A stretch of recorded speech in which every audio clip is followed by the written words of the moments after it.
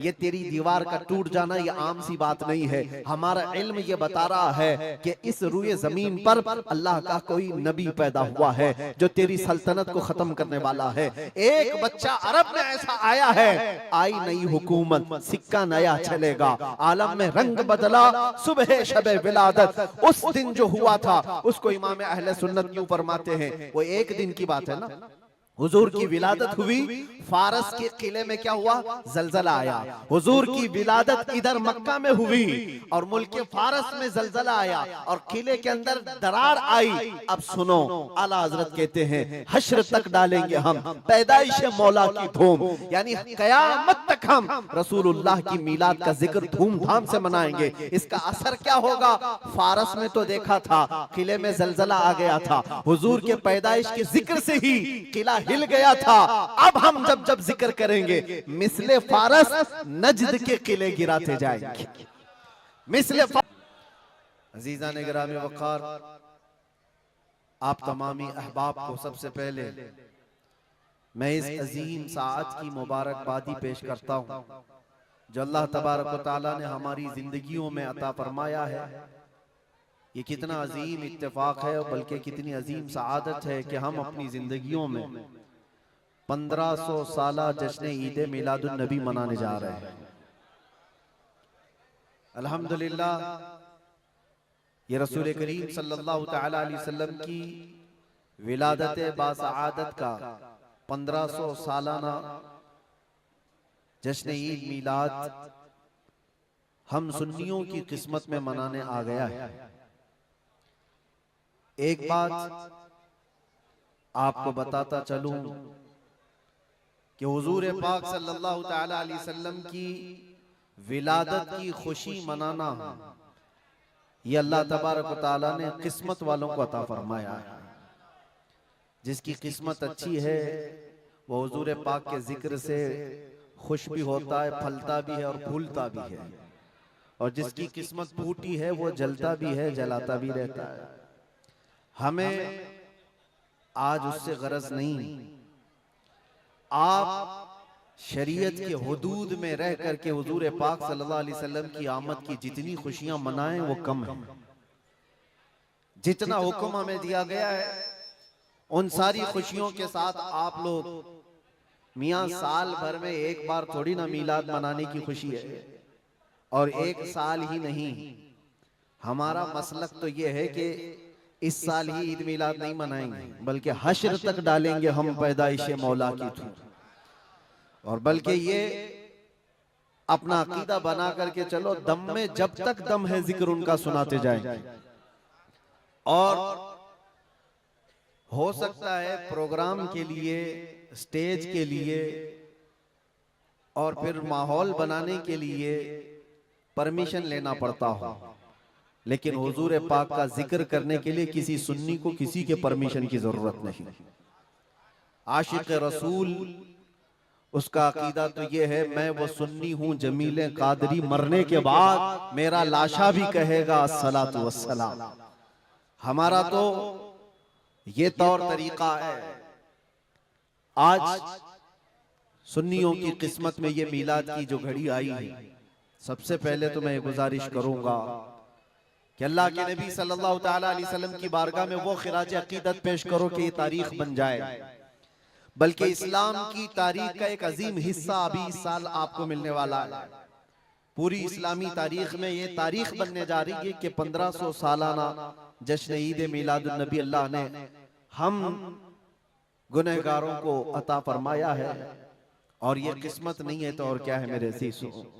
लेकिन साथ में ये भी मैं आपको बता दूं कि हुजूर पाक सल्लल्लाहु तआला अलैहि वसल्लम की मिलाद की खुशी क्या ये कुरान और हदीस से साबित है भी कि नहीं है?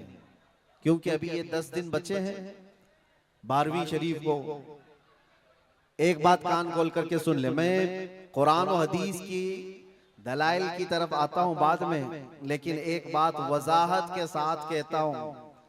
हुजूर पाक सल्लल्लाहु तआला अलैहि वसल्लम की विलादत बासआदत 12 रबीउल अव्वल शरीफ को हुई। असह रिवायात और अरजह रिवायात के मुताबिक हर साल हुजूर की विलादत की खुशी हम 12 रबीउल अव्वल को ही मनाएंगे, अगरचे किसी और की तरफ से, डिपार्टमेंट की तरफ से या पुलिस वालों की तरफ से जुलूस किसी और भी दिन निकलता हो, 12 रबीउल अव्वल को 12वीं ही होगी। हुजूर पाक सल्लल्लाहु तआला अलैहि वसल्लम की विलादत 12 रबीउल अव्वल शरीफ को हुई और ये कयामत तक डेट बदली नहीं जाएगी इंशाअल्लाह।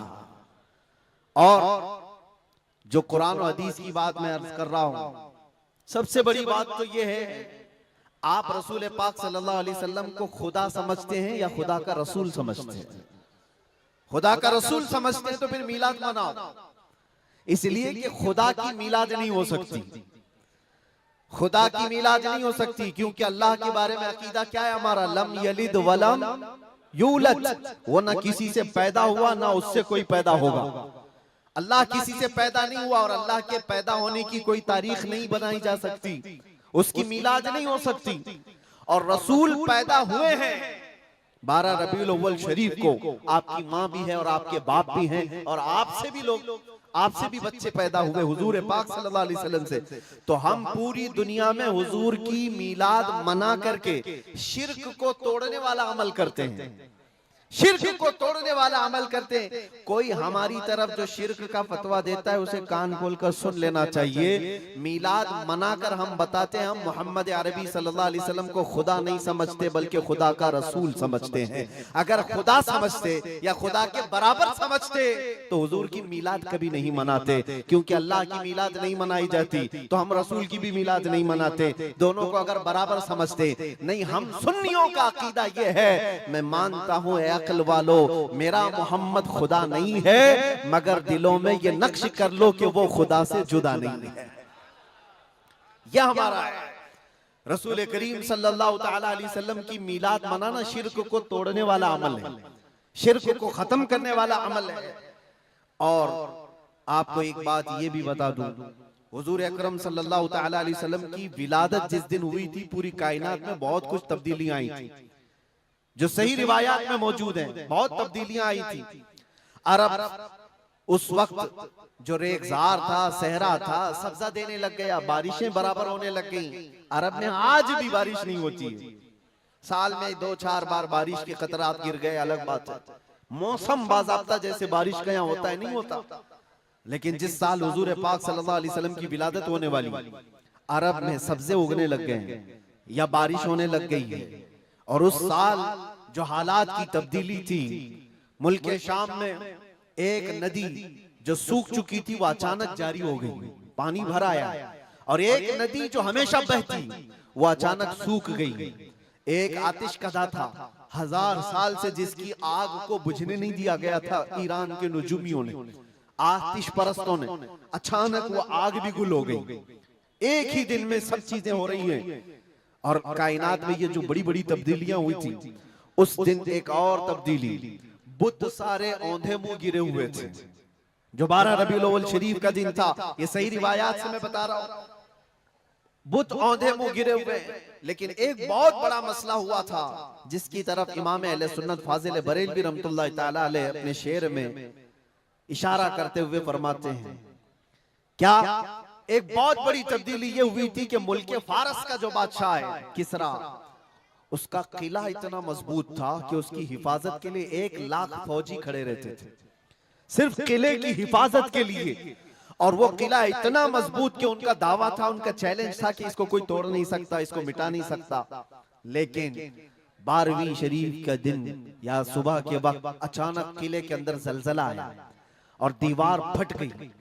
और ऐसी फटी कि उसमें से एक आदमी जा सकता है, आ सकता है। आज भी वो शक्शुदा दीवार के साथ किला मौजूद है इराक में, जिसको किलातुल किसरा कहा जाता है आज भी। अब आप अंदाजा करें 2000 साल से वो किला आज तक मौजूद है, तो उस वक्त कितना मजबूत रहा होगा। उस वक्त किले के अंदर जलजला आया और तख्त उलट गया, दीवार में दरार पड़ गई। वो दरार आज भी मौजूद है। बादशाह हैरान और परेशान। दूसरे दिन सारे नजूमियों को बुलाया गया और पूछा गया कि ये क्या माजरा है कि इतना मजबूत किला कैसे ये टूट गया, या इसकी दीवार में शगाफ कैसे आ गई है। तो सारे नजूमियों ने अपने इल्म के मुताबिक जो नतीजा निकाला, बादशाह से कहा दर हकीकत ये जलजला आम जलजला नहीं है, ये तेरी दीवार का टूट जाना ये आम सी बात नहीं है। हमारा इल्म ये बता रहा है कि इस रूए जमीन पर अल्लाह का कोई नबी पैदा हुआ है जो तेरी सल्तनत को खत्म करने वाला है। एक बच्चा अरब में ऐसा आया है, आई नई हुकूमत, सिक्का नया चलेगा, आलम में रंग बदला, सुबह शबे विलादत। उस दिन जो हुआ था उसको इमाम अहले सुन्नत क्यों फरमाते हैं, वो एक दिन की बात है ना। हुजूर की विलादत हुई, फारस के किले में क्या हुआ, जलजला आया। हुजूर की विलादत इधर मक्का में हुई और मुल्क फारस में जलजला आया और किले के अंदर दरार आई। अब सुनो, आला हजरत कहते हैं हश्र तक डालेंगे हम पैदाइश मौला की धूम, यानी कयामत तक हम रसूलुल्लाह की मिलाद का जिक्र धूमधाम से मनाएंगे। इसका असर क्या होगा, फारस में तो देखा था किले में जलजला आ गया था, हुजूर के पैदाइश के जिक्र से ही किला हिल गया था। अब हम जब जब जिक्र करेंगे मिसले फारस नजद के किले गिराते जाएंगे, मिसले फारस नजद के किले गिराते जाएंगे।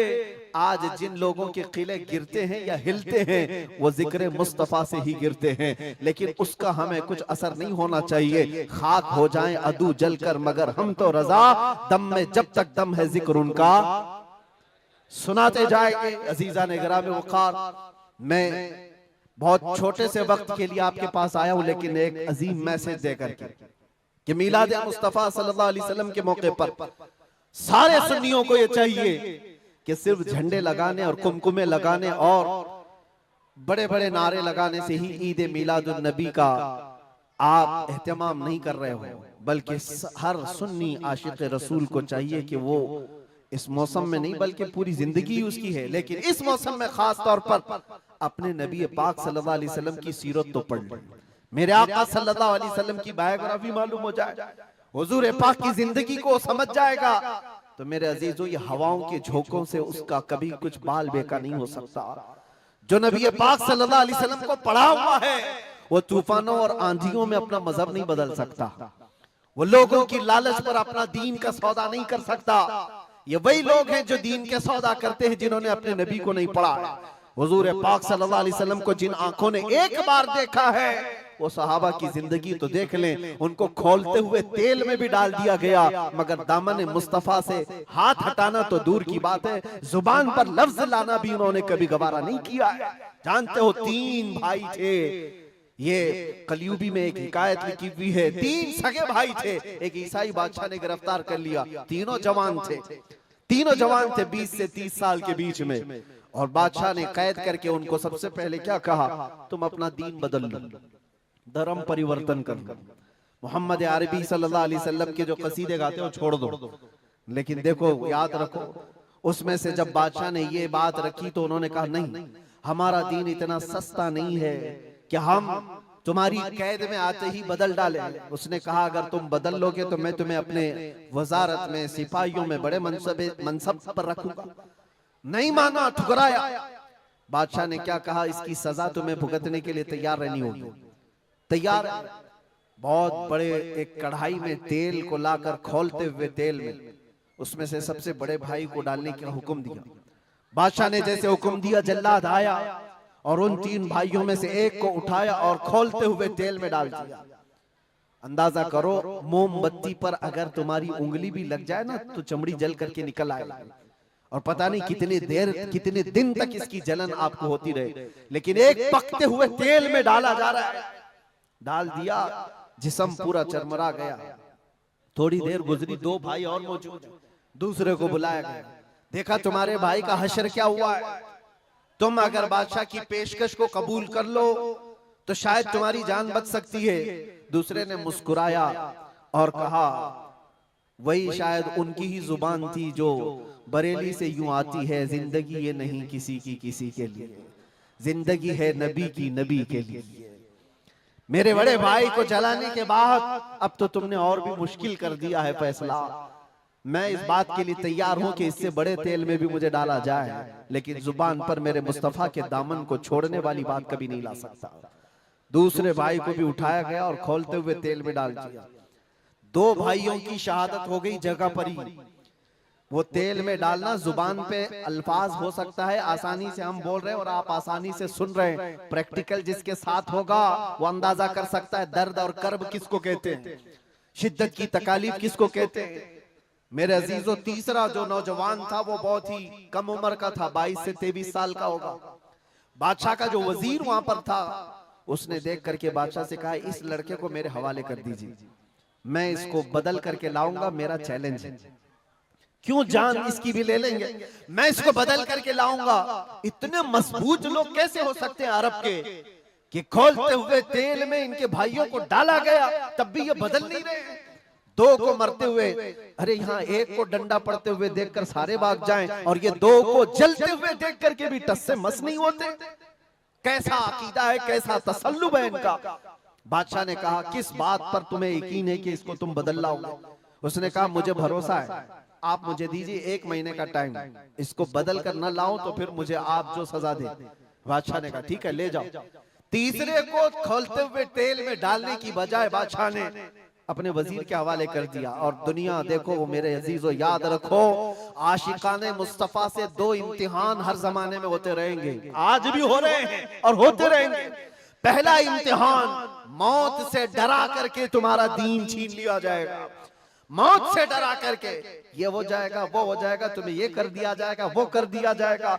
मौत का डर, खौफ तुम्हारे कदमों में डगमगाहट लाने के लिए लाया जाता है। अगर मौत से नहीं डरता कोई आदमी, तो उसके साथ दूसरा पेंतरा क्या खेला जाता है। ये दुनिया का दस्तूर है, हमेशा से जब देखती है दुनिया के ये मौत से डरता नहीं है, तो फिर इसको औरत और दौलत की लालच से खरीदने की कोशिश की जाती है। ये 2 चीजें ऐसी हैं जो अच्छे अच्छों का सौदा कर जाती हैं। बहुतों ने अपना ईमान सिर्फ शबाब पर बेच दिया है, हुस्न शबाब को देख करके। औरतों के दिल दादा हुए या दौलत के दिल फरेब हो गए, और उन्होंने अपना दीन का सौदा कर लिया है। नौजवानों, याद रखो, तुम्हारी जिंदगी में अगर ये 2 इम्तिहानों में से कोई इम्तिहान आए, तो अपने नबी पाक को याद कर लेना, हुजूर को याद कर लेना, और अल्लाह के नबी सल्लल्लाहु अलैहि वसल्लम की बारगाह में ये इस्तिगासा कर लेना कि मेरे आका, बड़ा सख्त और कठिन वक्त आया है। दुनिया मौत से डरा करके कभी मेरा ईमान छीनने की कोशिश कर रही है, अगर उससे मैं नहीं डगमगाया तो दुनिया मुझे हुस्न शबाब की लालच दे करके अपनी तरफ लेना चाहती है। अब उस वजीर ने क्या किया, उस छोटे से नौजवान लड़के को अपने घर ले गया, और उसकी बेटी थी जो निहायत हसीन और जमील, बहुत खूबसूरत लड़की उस वजीर की थी। अपनी बेटी को बुलाया और कहा, बेटी तेरे लिए एक काम देता हूँ, 1 महीना हमको मिला है, इस नौजवान को अपनी मोहब्बत में, अपने हुस्न जमाल में लेकर के आजा, बादशाह सलामत से जो इनाम चाहे तुझे ला करके दे दूंगा। अपनी लड़कियां आशिकाने मुस्तफा को खरीदने के लिए कल भी भेजे जाते थे, आज भी भेजी जा रही है। हो सकता है बहुत सारी जगहों पर जो हमारे लोग मुर्तद होते जा रहे हैं, वो जो बच्चियां आज अपने दीन और ईमान का सौदा करके भागती हैं किसी गैर के साथ, और कहीं जा करके शादियां रचाती, वो ये समझती हैं कि ये कॉमन सी बात है।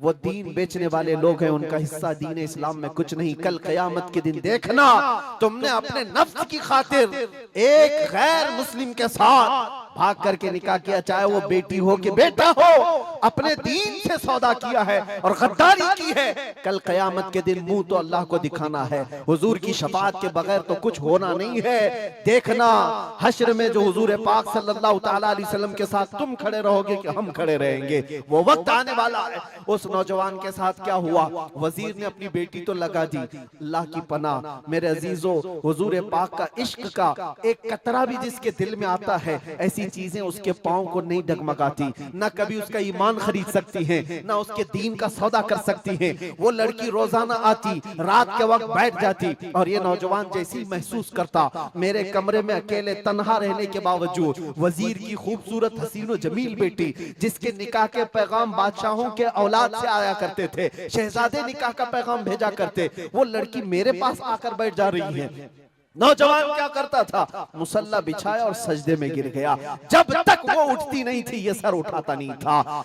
ये रात भर के सजदे इसके इसी तरह रहते। वो ऊँगती रहती, देखती रहती, इंतजार करती रहती और थक करके वापस चली जाती। महीना गुजरने को आया था मेरे अजीजों, उस नौजवान ने आंख भरकर एक बार देखा भी नहीं और वो थक हार करके महीना खत्म होने के बाद उस नौजवान को मुखातब करके कहती है, ऐ नौजवान एक बार मेरे हुस्न को देख तो ले। मुझे देखने के लिए बादशाहों के बेटों की भी कतार लगती है, कई बड़े बड़े लोग पैसों के अंबार लगा सकते हैं मेरे हुस्न को देखने के लिए। एक तू है कि मैं आता हूं तो मुसल्ले पे गिर जाता है। उठ एक बार देख तो ले, मुझे अल्लाह ने कैसा हुस्न दिया है, कैसा जमाल दिया है, एक बार देख तो ले। उस नौजवान ने आंखें झपकाए बगैर, पलटे बगैर जवाब दिया कि ऐ खातून तू अपना ये हरबा इस्तेमाल करना बंद कर दे, ये तेरा काम मुझ पर चल नहीं सकेगा। वजह यह है जिन आंखों में एक बार जमाले मुस्तफा बस चुका हो उसको दुनिया का हुस्न कभी धोखा नहीं दे सकता, दुनिया का जमाल उसे खरीद नहीं सकता। वो खातून उठ गई और जवान की इन बातों से उसके दिल पर ऐसा वलवला तारी हुआ।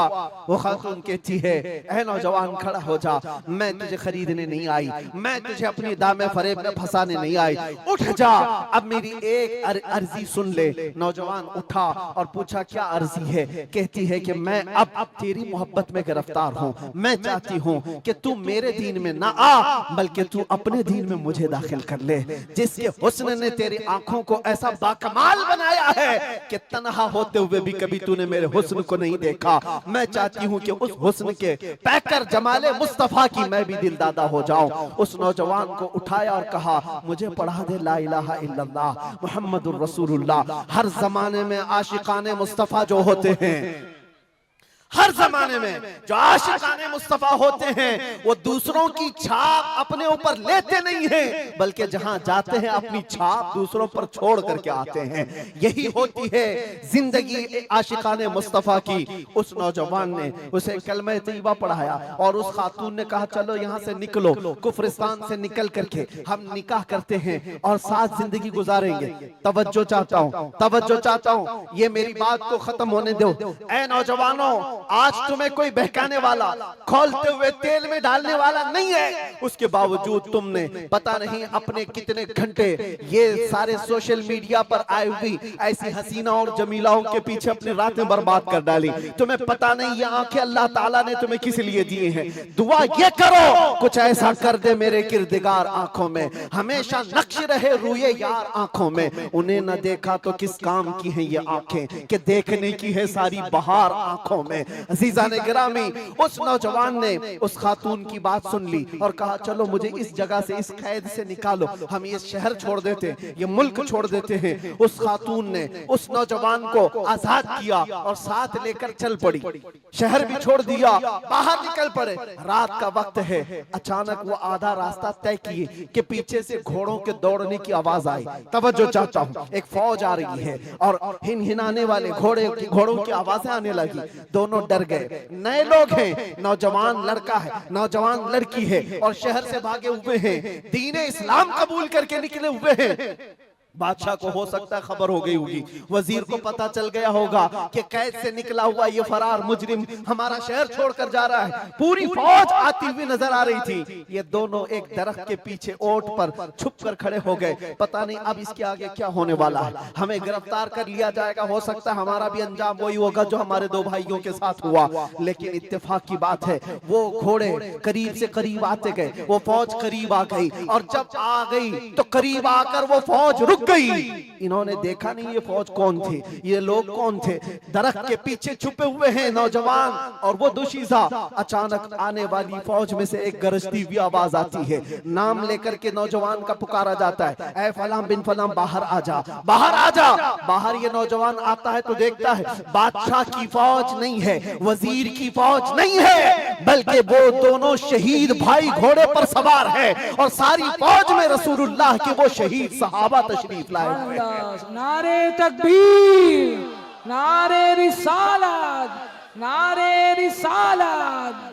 ये नौजवान घबरा गया और पूछा, मैं अपने भाइयों को देख रहा हूँ, घोड़ों पर सवार हैं। चंद दिनों पहले बादशाह ने खोलते हुए तेल में इनको उंडेल दिया था, इनके जिस्मों को जला दिया था। ये देख करके आप कपकपी जिस्म पर तारी है, भीगी आंखों से पूछने लगा, बड़े भाई आप लोगों को जला दिया गया था, तेल में खोलते हुए डाल दिया गया था, आप लोग यहाँ कैसे आए? दोनों भाइयों ने कहा, ऐ मारे नन्हे भाई, क्या तूने कुरान की आयत नहीं पढ़ी? वला तक़ूलू लिमन युक़तलु फी सबीलिल्लाहि अमवात, अल्लाह की राह में जो मारे जाएं उन्हें मुर्दा न कहो। नौजवान ने पूछा, तुम्हें दर्द कितना हुआ होगा जब जलाया गया था, खोलते हुए तेल में डाला गया था, कर्ब कैसा था, तकलीफ कैसी थी? तवज्जो चाहता है नौजवानों, इश्क़ मुस्तफा में बर्दाश्त किया हुआ दर्द कुछ नहीं होता है। उन नौजवानों ने कहा, दर्द कौन सा, कर्ब कौन सा, तकलीफ कौन सी? तूने हमें डालते हुए देखा है, खोलते हुए तेल में, जलती हुई चमड़ी देखा है, लेकिन हमें दर्द का एहसास नहीं हुआ, इसलिए कि जिस वक्त जल्लाद हमें तेल में डाल रहा था, सामने तो हमें जमाले मुस्तफा नजर आ रहा था। जहां मुस्तफा का हुस्न हो, फिर दर्द किस बात का, कर्ब किस बात का? इसीलिए तो सहाबा का ये नारा था, या रसूलुल्लाह या रसूलल्लाह कुल्लु मुसीबतिन बादका जुललुन, ऐ अल्लाह के रसूल अगर आप हैं तो फिर हर मुसीबत हल्की है, हर मुसीबत छोटी है। ऐ नौजवानों, दुनिया ने खरीदने की कोशिश की है, लेकिन जो जमाले मुस्तफा का दिलदादा है वो दुनिया के हालात से न बिकता है न झुकता है। अपना मिशन ऐसा बनाओ कि तुम्हें 100-500 रुपए में खरीदे जाने वाली कौम का लक़ब न दिया जाए, बल्कि इकबाल आज से 100 साल पहले कहता था, इकबाल शायर मशरिक, अंग्रेजों ने क्या कहा था हमारे मुतालिक, वो अपने शार में कहा है। अंग्रेज क्या कहते थे? थक गए थे, थक गए थे। आपको क्या पता है हिंदुस्तान की इस आजादी में जितने आज बड़े बुलंद बांग दावे किए जाते हैं, पता है नौजवानों, तारीख याद रखो, 30,000 उलमाए अहले सुन्नत को इन्होंने दिल्ली से लेकर कश्मीर तक हर झाड़ी पर फांसी पे लटकाया हुआ था। 30,000 उलमाए अहले सुन्नत। काला पानी की सजा अंडमान निकोबार में किसको दी गई थी? अल्लामा फजले खैराबाद, इनायत अहमद काकोरवी, जिनकी पीठ की हड्डी तोड़ दी गई थी, खड़े नहीं हो सकते थे। 8-8 साल 10-10 साल तक झुकी हुई कमर के साथ इनको सजाएं दी गई। किफायत अली काफी कौन है? जिनको भरे बाजार में चौराहे पर लाकर अंग्रेजों ने फांसी पर चढ़ाया था। जालिमात तारीख भुला देते हैं, या तारीख के चेहरे पर आज मट्टी थोपने की कोशिश की जाती है, और हमारे नौजवान है कि याद नहीं रखते हमारी तारीख। या आशिकाने मुस्तफा थे, अंग्रेजों के नाक में अगर किसी ने दम किया था तो वो आशिकाने मुस्तफा की जमात थी, आशिकाने मुस्तफा की जमात थी। किफायत अली काफी को सूली पर चढ़ा रहे थे, लेकिन जानते हो उससे पहले किफायत अली काफी एक आलिम दीन, उस आलिम दीन को गिरफ्तार करने के लिए कितने कुत्ते आए थे? 3,000 अंग्रेजों की फौज ने मिलकर के एक आलिम दीन को गिरफ्तार किया था। हमेशा से यही तारीख रही है, हमेशा से। इसलिए कि पता है कि रसूलुल्लाह सल्लल्लाहु ताला अलैहि वसल्लम का शेर 1-2 के काबू में आ भी नहीं सकता, हमेशा घेर कर मारने की आदत कुत्तों की रही। करबला में भी तो यही हुआ, अकेले इमाम हुसैन के साथ सुबह से लेकर दोपहर तक लड़ते रहे, और आपको पता है एक हुसैनी जवान ने 200-200 यजीदियों को मार डाला है, एक ने। तारीख खाली मरने वालों की ना बताओ, शहीद होने वालों की नहीं बताओ, ये भी देखो हुसैनियों ने कितनों को सुलाया है। एक हुर बिन यजीद जो एक रात पहले इमाम हुसैन के पास आकर बैत किए थे, एक रात पहले, और उन्होंने दूसरे दिन जंग शुरू की थी तो 120 लोगों को मारा था। आप अंदाजा करो, एक रात का हुसैनी 120 को सुला सकता है, तो अंग्रेज अच्छी तरह जानते हैं जो पैदाइशी हुसैनियों की तरह को सुला सकता है। सब पता है। किफायत अली काफी को 7 दिन तक गिरफ्तार करके उनके जिस्म पर इस्त्री चलाते थे, गरम इस्त्री चलाते थे, और जब चमड़ी जलती थी तो उस पर नमक छिड़कते थे। और किफायत अली काफी को बार बार कहते, फतवा बदल डालो, आ जाओ हमारे वजारत में, हमारा मनसब ले लो, हर महीने पाउंड दिए जाएंगे, बरतानिया के पाउंड। लेकिन आशिक मुस्तफा डॉलर और बरतानिया के पाउंड पर नहीं बिकता, वो हुस्ने मुस्तफा का दिलदादा होता। 8वें दिन जब उनको फांसी पर चढ़ाया गया था, फांसी कोई आम चीज नहीं है मेरे अजीजों, जिसको सामने देख करके चच्चों की हालत खराब हो जाए, लेकिन किफायत अली काफी फांसी को देखकर कहने लगे थे, कोई गुल बाकी रहेगा न चमन रह जाएगा, पर रसूलुल्लाह का दीन हसन रह जाएगा। सब फना हो जाएंगे काफी वो, लेकिन हश्र तक नाम हजरत का जुबानों पर सुखन रह जाएगा, नाम हजरत का जुबानों पर चलन रह जाएगा। फांसी भी दे दी। ये सारे जो मामलात हुए आशिकाने मुस्तफा सल्लल्लाहु अलैहि वसल्लम हर जमाने में आजमाए गए। और मैं कह रहा था क्या बात, इधर उधर न जाए बात, अंग्रेज मजबूर होकर ये कहने पर आ गए थे, ये फाका कश मौत से डरता नहीं जरा, ये फाका कश मौत से डरता नहीं जरा। आशिकाने मुस्तफा ने हर जमाने में लोगों की नाक में दम कर रखा है, तादाद में थोड़ी ही क्यों ना हो, तादाद में थोड़ी क्यों ना हो, लेकिन डर इनको सबसे लगता है। क्या आपने तारीख नहीं देखी? एक बात मैं बताऊं, बॉडी बनाने वाले, मुख्य आजमाई करने वाले, चाहे तुम्हारे पास जितनी भी ताकत हो, ये जिस्मानी ताकत अपनी जगह पर, हमने देखा है व्हील चेयर पर बैठ करके एक खादिम हुसैन लब्बैक या रसूल अल्लाह कहता था, यूरोप की धरती भी हिलने लगती थी। पता ही चलता है जिस्मानी ताकत का कोई असर नहीं होता, इश्क़ मुस्तफा जहां होता है वो असली ताकत कहलाई जाती है। नारे तकबीर, नारे रिसालत, आशिकाने मुस्तफा, सुभान अल्लाह, सुभान अल्लाह।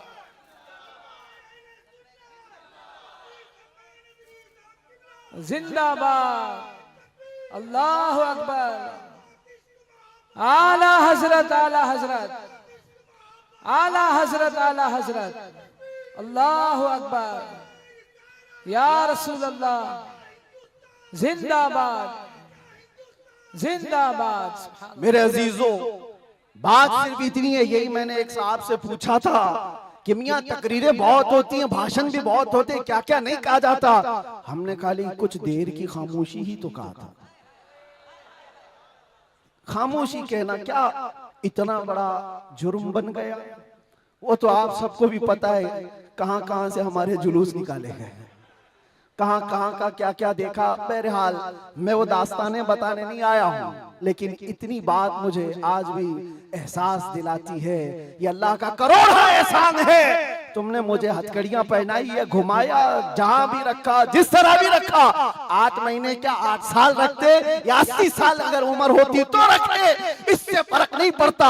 डर तो ये था कि चोरी में नहीं ले गया, डकैती में नहीं ले गया, रेप में नहीं ले गया, मर्डर में नहीं ले गया। दुनिया को तुम्हें बताना पड़ेगा इस आलिम को क्यों ले गया, तो तुम पुकार करके यही कहोगे इश्क़ मुस्तफा की बात करता था इसलिए ले गया। सुभान अल्लाह, लब्बैक लब्बैक लब्बैक या रसूल अल्लाह, लब्बैक लब्बैक लब्बैक या रसूल अल्लाह, लब्बैक लब्बैक लब्बैक।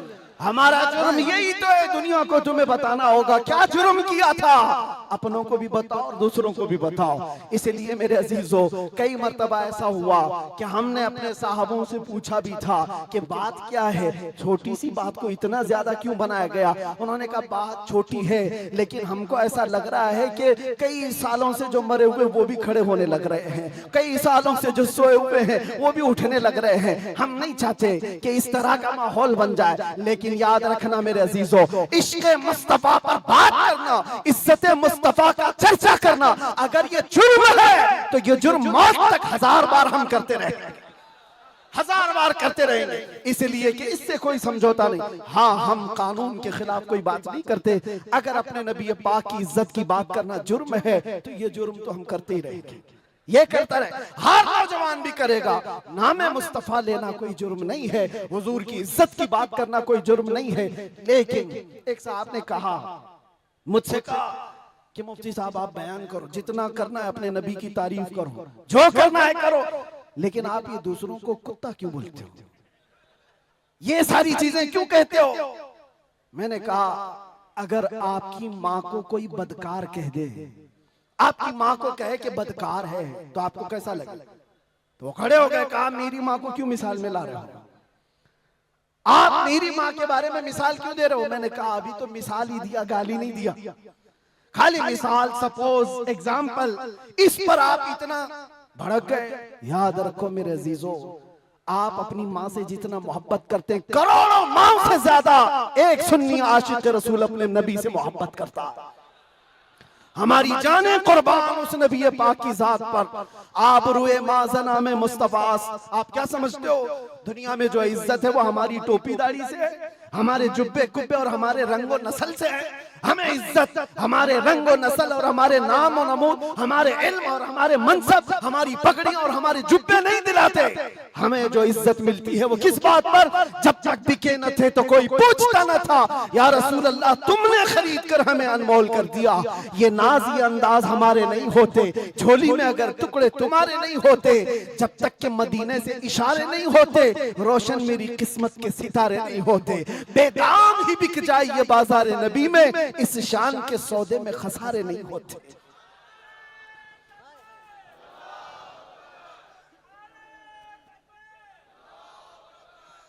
बात मैं अभी खत्म करने आ रहा हूं, बस आप इस बात को अंदाजे में रखो मेरे अजीजों।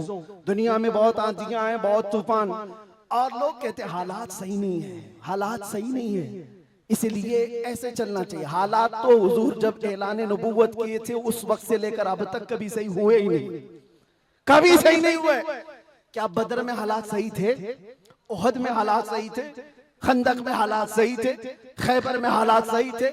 फतेह मक्का में हालात सही थे? करबला में हालात सही थे? कभी नहीं हुए। तो ये क्या ताना दिया जाता है, ये क्या मसलहत और हिकमत की बात की जाती है? हालात बड़े पेचीदा हैं, हालात बड़े सख्त है मेरे अजीजों। ये क़यामत तक ऐसे हालात रहने वाले। सतीजा कार रहा है अजल से ता इमरोज, शरारे बूलहबी से चराग मुस्तफवी, हर जमाने में ये हालात रहेंगे। आशिक मुस्तफा को इन्हीं हालात में परचम रिसालत बुलंद करके रखना है। वो सहाबा से पूछो जो निकल पड़ते थे, पैरों में चप्पल नहीं और कपड़ों पर पैबंद लगे हैं, एक खजूर की गुठली पर पूरा दिन गुजार लेते थे, फाका कश थे, लेकिन उनसे पूछो क्या उनके लिए हालात सही थे? जब अफ्रीका जा रहे थे, जब यूरोप की कलीसाओं में अजानें दे रहे थे, अफ्रीका के तपते हुए सहराओं में नामे मुस्तफा बुलंद कर रहे थे, उनसे पूछो हालात सही थे? वो कहेंगे कहां के हालात सही थे, उस वक्त भी हालात सही नहीं थे, लेकिन उसके बावजूद उन सहाबा का हाल ये था, दस्त तो दस्त है, दरिया भी न छोड़े हमने, बहरे जुल्मात में दौड़ा दिए घोड़े हमने, आ गया ऐन लड़ाई में गर वक्त नमाज, किबला रूहों के ज़मीं बोस हुई कौमे हिजाज, एक ही सफ में खड़े हो गए महमूद अयाज, न कोई बंदा रहा न कोई बंदा नवाज। ये सहाबा का मसलक था, उनका मामूल था, टल न सकते थे, जंग में अड़ जाते थे, पांव शेरों के मैदान से उखड़ जाते थे, हक से सरकश हुआ कोई तो बिगड़ जाते थे, अरे तेग क्या चीज है, हम तोप से भी लड़ जाते थे। अजीजा ने गिरामी, आप मजबूती पैदा करो नामे मुस्तफा के साथ। आला हजरत की एक बात बड़ी प्यारी लगी, आप बड़े परेशान थे और ये बात मैं आपको बताकर चलूं, जो इस हक रास्ते पर आएगा उसे समझ करके चलना पड़ेगा, कांटों के रास्ते हैं। ऐसा नहीं कि हर जगह फूल सजाए जाएंगे। लोग ये समझते हैं नामों से रिसालत की बात करें और फिर हलवे पराठे खाते रहे और हम नजराने लेते रहे लोगों के यहाँ जाकर के। लोगों को ऐसा लगता है, आज मैं इस बात की वजाहत करता हूँ, वल्लाह बिल्लाह तल्लाह, कभी मुझे फकीर की कभी ये ख्वाहिश नहीं होती कि लोग मेरे नाम का नारा लगाएं, कभी नहीं। जो नारा लगे वो मेरे मुस्तफा के नाम का हो। हमारी अपनी कोई इज्जत नहीं है, हमारा इस्तेकबाल करना कहीं पर किसी के लिए वाजिब नहीं। आपकी मोहब्बत सर आंखों पर, लेकिन मैं इसका आशिक नहीं और ना ही इसका ख्वाहिशमंद, ना ही बुलंदो बाला इस्तेकबाल के साथ बड़ी गाड़ियों में आना, ये ताम झाम, कभी मुझे इस चीज की ख्वाहिश नहीं रही। और अगर ऐसी ख्वाहिश होती तो इस गली में आकर के आपसे बयान नहीं कर रहा होता। हमने लाखों का मजमा भी देखा है, लेकिन एक बात है, इस रास्ते पर चलने वाले को ये सोच करके चलना होगा कि आजमाइश होगी और इम्तिहान होगा। कई मर्तबा दौलत से खरीदे जाने की कोशिश की जाएगी, माल और मनसब दे करके, या कभी हुस्न शबाब दे करके, या कभी मौत की धमकी दे करके। ये सारी चीजें हमने देखी हैं अपनी जिंदगी में, बहुत छोटी जिंदगी में मौत की धमकी भी दी गई है। और मुझसे एक आ गया था कि अगर छूट गए तो ये समझ लेना कि दूसरा अवतार मिला है आपको। हम तो खैर अवतार देने वाले तुम नहीं हो, रज़्ज़ाक़ हकीकी अल्लाह रब्बुल इज्जत, जब तक वो न चाहे तुम्हारी सारी कायनात मिलकर के मेरा बाल बेका नहीं कर सकेगी। और अगर अल्लाह तबारक व तआला चाहे तो मच्छर और चूंटी से भी मौत हो सकती है। अल्लाह ना चाहे तो मोदी योगी से भी कुछ नहीं होता। अल्लाह अगर ना चाहे, अल्लाह अगर ना चाहे फिरौन और नमरूद से भी कुछ नहीं होता। और अगर अल्लाह चाह ले तो मच्छर से नमरूद भी मर सकता है और पानी से फिरौन भी हिलाक हो सकता है। हमारा अकीदा ये है, हमें उस बात का डर नहीं है। हमारी जिंदगी जब तक लिखी हुई है वो रहेगी, और मौत आनी है तो आनी है। लेकिन इतना याद रखो मेरे अजीजों, क्या ही खूब है बिस्तर पर पांव रगड़ रगड़ करके मरने से बेहतर है कि नामे मुस्तफा बुलंद करके दुनिया से जाए। बुज़दिलों के साथ जाने से बेहतर है आशिकों की जमात में जाए। और आजमाइश तो होगी, इम्तिहान तो होगा। सहाबा के साथ क्या नहीं हुआ? उनके माल, उनकी औलाद, उनके घर बार सब लूट लिए गए थे मक्का में। आजमाइश ऐसी थी कि वो पूरा पूरा दिन एक खजूर की गुठली पर गुजारा करते थे। और जंगें ऐसी उन पर मुसल्लत कर दी गई थी कि उनको अमन नाम की कोई चीज ही नहीं मिलती थी। हर घड़ी एक जंग से निकले दूसरी जंग, दूसरी से तीसरी। हुजूर पाक की वफादारी के साथ इम्तिहान तो होगा। आज मिलाद मुस्तफा है, नबी करीम सल्लल्लाहु ताला अलैहि वसल्लम के 1500 साला जश्न ईद मिलाद की हम तैयारियों में अपने ईमान को मजबूत करो, अपने अकीदे को मजबूत करो, इश्क़ रसूल इतना बढ़ा लो। मैं कभी कोई तलवार बंदूक बारूद की बात नहीं करता, ना ही मैं कभी कोई खुफिया मीटिंग करता हूँ, ना ही मैं कभी कोई तंजीम की बात करता हूँ कि तुम इस तरह की तंजीमें बनाओ, खुफिया मीटिंगें करो, लड़ने भिड़ने के मंसूबे बनाओ। नहीं, जो हमारी बात रिकॉर्ड कर रहे हैं वो भी सुन ले। मैंने कभी नौजवानों को लड़ने भिड़ने के लिए तैयारियां करने की कभी बात नहीं की। अरे मियाँ, मैं तो ब्लेड और चाकू की भी बात नहीं करता, प्लास्टिक की भी नहीं बात करता। मैं सिर्फ ये चाहता हूँ सर से लेकर पैर तक इश्क़ मुस्तफा में ऐसे ढल जाओ जिस गली से गुजरो मदीने की खुशबू आने लगे। तुम्हारा चलना फिरना कई कीड़ों की मौत का सबब बन जाएगा। आपको किसी हमले की जरूरत नहीं, आपको किसी पर अटैक करने की जरूरत नहीं। अपने दिल के अंदर इश्क़ मुस्तफा ऐसा बिठाओ, ऐसा बिठाओ। हमने देखा है मेरे अजीजों, हमने तन्हाई में बैठ के भी दिन गुजारे हैं और कई ऐसों के बीच में भी बैठ के दिन गुजारे हैं। हमारी अपनी तारीफ के लिए नहीं कह रहा, जहां ऐसे क्रिमिनल लोगों के बीच बैठते थे जो 20-20 साल से क्राइम में मुब्तला हैं, छोटे मोटे नहीं, मर्डर भी, रेप भी, ड्रग्स भी, सब उनके बीच बैठ करके देखा है। जब हुजूर पाक की बात की जाती है तो उनकी आंखों में भी आंसू आते हुए देखा है और तौबा करते हुए भी देखा है, रमजान में तरावी पढ़ते हुए भी देखा है। मैंने ये महसूस किया है दुनिया का एक ही इलाज है, इस उम्मत का एक ही इलाज है, वो मेरी बात का आखिरी हिस्सा है। इस दुनिया का एक ही इलाज है कि मोहम्मद से वफा तूने तो हम तेरे हैं, ये जहां चीज है क्या लौह कलम तेरे हैं। लब्बैक या रसूल अल्लाह, या अल्लाह या रहमान या रहीम, दिल माराकुन मुस्तकीम बिहक़्क़ि इय्याका नअबुदु व इय्याका नस्तईन। मालिक व मौला परवरदिगारा करीमा कारसाज़ा, तेरी दी हुई तौफीक से हमने जो कुछ भी पढ़ा और जो कुछ भी बयान किया और सुना, सब पर हमें अमल की तौफीक अता फरमा। हमारे इस जलसे पाक को अपनी बारगाह में शरफ़ कबूलियत अता फरमा। ए रब्बे करीम, इस जलसे ईद मिलादुन नबी को हमारी नजात का ज़रिया बना दे, हमारी बख्शिश का सामान बना दे। ए अल्लाह, हम सब के गुनाहों का कफ़ारा बना दे। जितने बच्चे, बूढ़े, जवान, मर्द, ख़वातीन इस जलसे पाक में हाजिर है मौला, इस जलसे से निकलने से पहले सबकी बख्शिश का ऐलान फरमा दे। अल्लाह, नाम मुस्तफ़ा के लिए हाजिर आए हुए ये चेहरे हैं, इश्क़ मुस्तफ़ा की भीख मांगते मौला, हमारे दिलों से हुब्बे दुनिया को ख़त्म फरमा दे, हमारे दिलों पर दूसरों का रौब और खौफ ख़त्म फरमा दे। अल्लाह करीम, इस दिल को तेरे दरबार में पेश करते हैं, इसमें इश्क़ मुस्तफ़ा अता फरमा दे। अल्लाह, हमारा दिल धड़कता रहे तो तेरे नबी पाक के नाम से धड़कता रहे। हम सबको नामूस मुस्तफ़ा के सिपाहियों में शुमार फरमा। अल्लाह, इस पूरे इलाके को मरकज़ इश्क़ रसूल बना दे। अल्लाह, हमारी नस्लों में क़यामत तक आशिकाने मुस्तफ़ा पैदा फरमा। हमारी औलाद को, हमारी नस्लों को, हमारे ख़ानदान को बदअक़ीदा और गुमराह होने से महफूज फरमा। या रब्बल आलमीन, या अकरमल अकरमीन, जिस तरह इन्होंने इस जलसे को सजाया है, इनको और हम सबको हमारी कब्रों को सजाने की तौफ़ीक़ अता फरमा। अल्लाह, हम सब की कब्रों को रोशन फरमा दे। या रब्बल आलमीन, या अकरमल अकरमीन, हमारी माओ बहनों, बच्चियों, बेटियों, बहुओं, बीवियों, सबको हमने तेरे हवाले कर दिया, उनकी इज्जतों की हिफाजत फरमा। ऐ अल्लाह ए करीम खुदा, हम सब में जो बीमार है उन्हें शिफा अता कर दे, जो भी औलाद है उन्हें साहब औलाद बना दे, और जो कर्ज में डूबे हुए उनके कर्जों में आसानियां अता कर दे। ऐ अल्लाह जो बेरोजगार है उन्हें हलाल रोजियां अता फरमा, जो नाहक मुकद्दमे और जेलों में हो उनको आज़ाद फरमा दे। ऐ करीम खुदा रहमान रहीमीन, मौला तेरे दरबार में आखिर में ये इल्तिजा है, न जाने ये आंखें कब हमेशा के लिए बंद हो जाएं।